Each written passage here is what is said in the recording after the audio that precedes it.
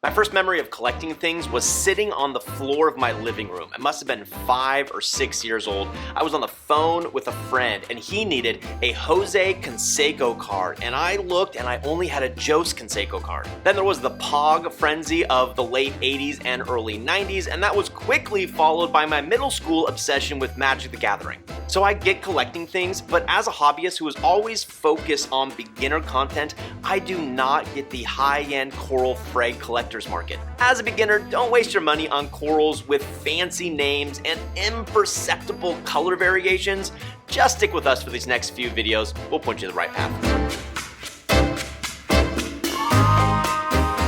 A big howdy to all of my fellow and future hobbyists out there. My name is Matthew. I am your BRS beginner guru. Well, we are almost done, everybody. We only have 5 videos left in this series, but I really don't think any beginner series for a reef tank would be completed unless we spent a few videos on coral. So let's jump right in and talk about what makes a beginner coral a beginner coral. Well, let's get started with the question, what is a coral? A coral is a sessile marine invertebrate that typically lives in colonies with identical polyps. And sessile means that it stays put. Just think about corals versus anemones. Many of you may know this, but some of you might not know this. An anemone has a foot, and anemones can move around, where corals, for the most part, stay put, so they're considered sessile. And I know many of you already know this, but a lot of beginners don't. A coral is not a plant, it's an animal. Many corals, if not most corals, are photosynthetic, meaning that they can produce their own food, but there are a lot of corals that are not photosynthetic.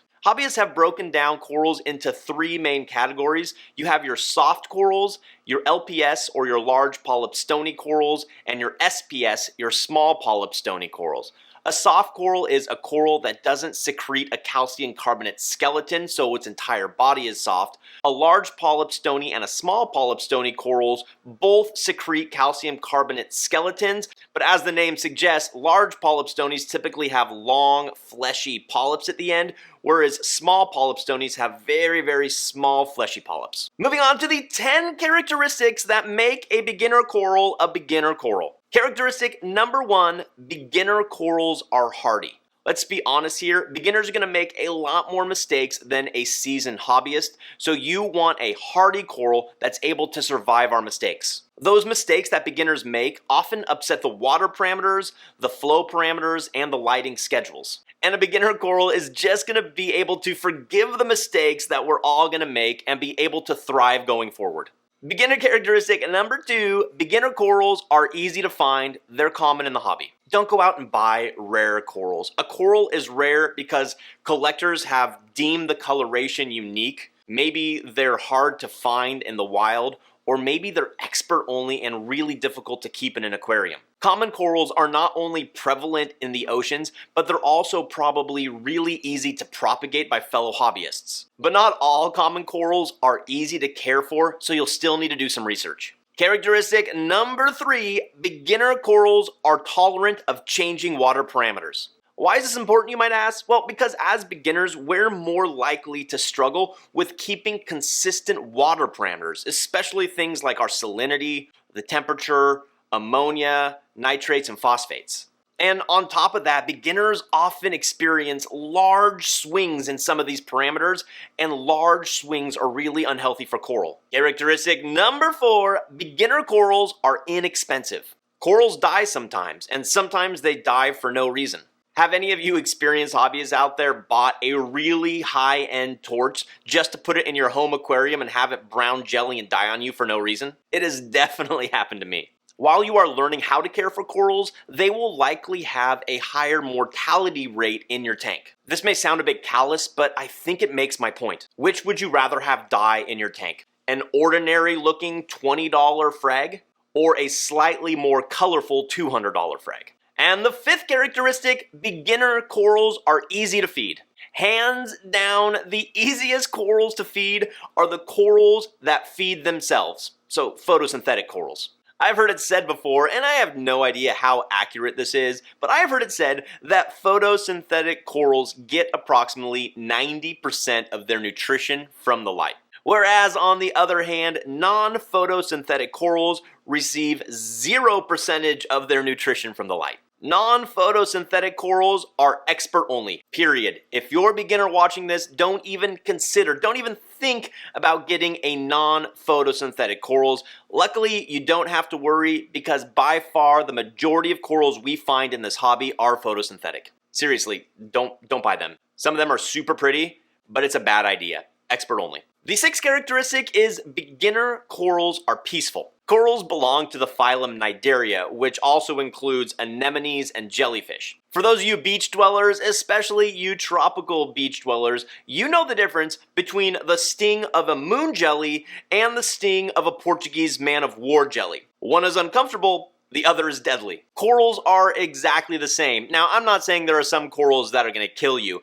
but some corals have a weak sting and other corals have a really strong sting. So a good beginner coral is one that will be a good neighbor and won't send out long sweeper tentacles to attack and kill their neighboring corals. Characteristic number 7 is beginner corals ship and acclimate well. I mean, I find air travel stressful and I'm not shoved into a tiny bag in a black box and put into a cargo space that is poorly temperature controlled. I mean, there are just some corals out there that are more tolerant of changing water temperatures and the rough ride of air travel. And then there are other corals who are a bit more like me, a little temperamental. Ideally, you'll find a coral at your local fish store that has been there for weeks. That way you know that it is transported and already acclimated well. Characteristic number 8, beginner corals grow quickly. I have corals that don't look like they've grown even a centimeter in the past year, and other corals that grow like weeds. Sometimes fast-growing corals can be a pain because if you're not careful, they can take over large portions of your rockwork, oftentimes encroaching on other corals. But that being said, a fast-growing coral is almost always less expensive and easier to keep. And if it gets too big and spreads too fast, you can always frag it and share it with your friends. Characteristic number 9, beginner corals are not prone to pests and disease. Corals are animals just like us, so yes, of course, any coral can carry a pest or have a disease, but there are just some corals in this hobby that seem hardier than others and don't seem to carry as many pests and seem more resistant to common diseases. In my experience, soft corals such as leathers, toadstools, mushrooms, they've been pretty pest-free, whereas a lot of large polypstony or small polypstony corals have tended to carry a lot more pests. But stony corals, your LPS and your SPS corals, just seem to have a lot more nooks and crannies for pests to hide. There are also an entire subset of pests that only seem to attack your small polypstony, your SPS corals, so it's just another good reason for beginners to stay away from them anyways. Well, that leads very nicely into our 10th characteristic. Beginner corals are soft corals and large polypstony corals. Okay, if you're an experienced reefer watching this, do not jump down my throat right now and leave a comment below. Of course, there are tons of exceptions to this rule. There are definitely going to be soft corals and large polypstony corals that are not beginner friendly. But I'm just trying to make this as easy as possible for beginners. So I get it. Yes, there are exceptions, but on the whole, soft corals and LPS corals are definitely easier to keep than your small polypstony corals. Well, now that you know the 10 characteristics of a beginner coral, you might be like, but Matthew, which corals should I get? That's next episode. As always, everyone, thanks for watching. Happy reefing, be well. We'll see you next time.